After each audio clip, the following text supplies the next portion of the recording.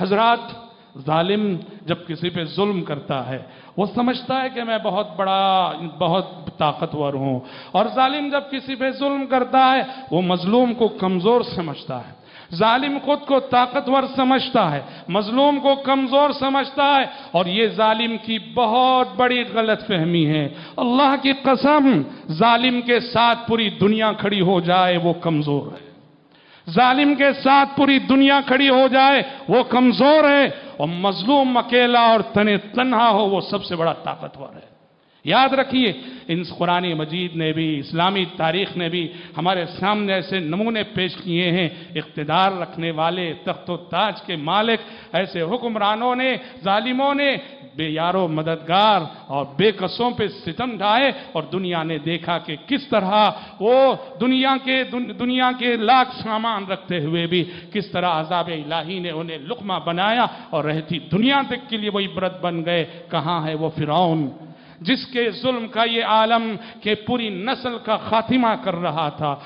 کسی نجومی نے کہہ دیا تھا کہ قوم بنو اسرائیل میں بچہ پیدا ہوگا، اس کے ہاتھوں تیری سلطنت کا خاتمہ ہونے والا ہے۔ اس اندیشے کو ٹالنے کے لیے، اس خطرے کو ٹالنے کے لیے بنو اسرائیل کی نسل کشی کر رہا تھا۔ بنو اسرائیل میں پیدا ہونے والا ہر بچہ مارا جا رہا تھا، اور انا ربکم الاعلی کے دعوے، میں تم سب کا رب ہوں، اور یہ دعوے الیس لی ملک مصر وہذہ الانہار تجری من تحتی۔ لوگوں بتاؤ، مصر کا مالک کون ہے؟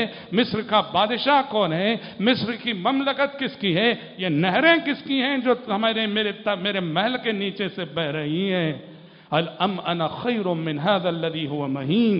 لوگوں سے کہہ رہا ہے میں اور یہ موسیٰ، بتاؤ ہم دونوں میں سے کون بہتر ہے؟ میں اور یہ ذلیل انسان مہین، یعنی اللہ کے پیغمبر کو، اللہ کے رسول کو نعوذ باللہ ثم نعوذ باللہ مہین کے برے لقب سے وہ یاد کر رہا ہے۔ لیکن دنیا نے دیکھا ظلم زیادہ دن چلتا نہیں ہے، ظلم کے پیروں میں زیادہ دن طاقت نہیں رہتی ہے، وہ ایک نہ ایک دن دھڑام سے گرتا ہے۔ اور دنیا نے دیکھا یہی قوم بنو اسرائیل جن کی وہ نسل کشی کر رہا تھا، دنیا نے دیکھا وہ اسی قوم بنو اسرائیل کی آنکھوں کے سامنے ڈوب رہا ہے اور دریا کا لقمہ بن چکا ہے، اور زبان پہ ہے آمنت انہ لا الہ الا الذی آمنت بہ بنو اسرائیل وَأَنَا مِنَ الْمُسْلِمِينَ۔ اب میں ایمان لاتا ہوں کہ اس اللہ کے سوا کوئی معبود برحق نہیں ہے جس پر بنو اسرائیل ایمان لائے ہیں، وَأَنَا مِنَ الْمُسْلِمِينَ، اور میں مسلمان ہو چکا ہوں۔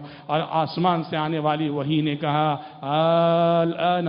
سوچو اللہ رب العالمین مظلوم کے سینے کو کیسی ٹھنڈک پہنچاتا ہے۔